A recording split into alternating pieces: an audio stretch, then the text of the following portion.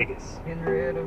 San Bernardino, Newtown, Where's our part? Parkland, Orlando, Uvalde. I could go on and on and on.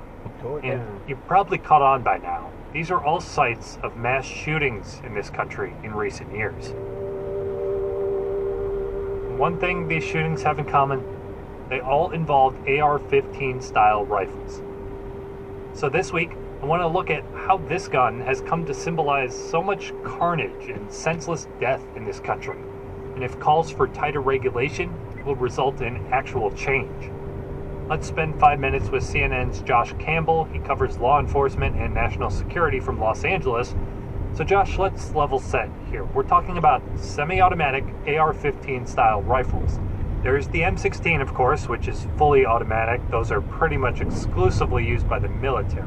But these commercially available rifles, the AR-15 style, how did they get so popular among average citizens? Well, at the outset, it's important to know that this was a weapon that was designed for war. If you look at the history of the AR-15, soldiers needed a relatively lightweight weapon that could rapidly fire, thus increasing the kill rate on the battlefield.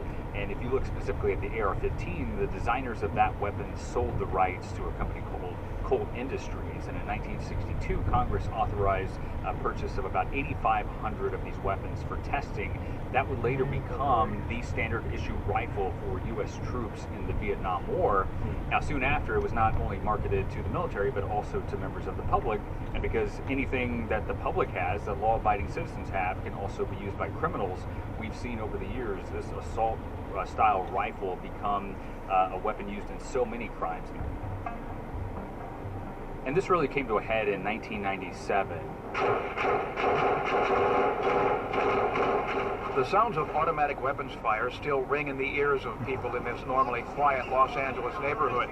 When the now infamous North Hollywood shootout happened in the Los Angeles area, 2 robbers wore body armor and sprayed bullets from AK-47 assault rifles as they brazenly exchanged fire with police. Now that officer just fired a shot, jumped over the fire hydrant. He is being fired at.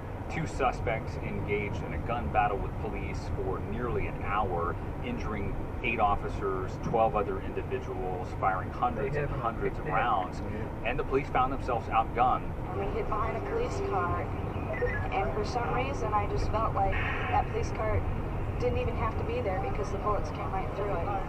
That actually led to policy change, where you had departments like the Los Angeles Police Department, other departments around the country taking notice and deciding to actually equip their own officers with the same type of high caliber, high power weaponry in order to try to counter what they were seeing from criminals.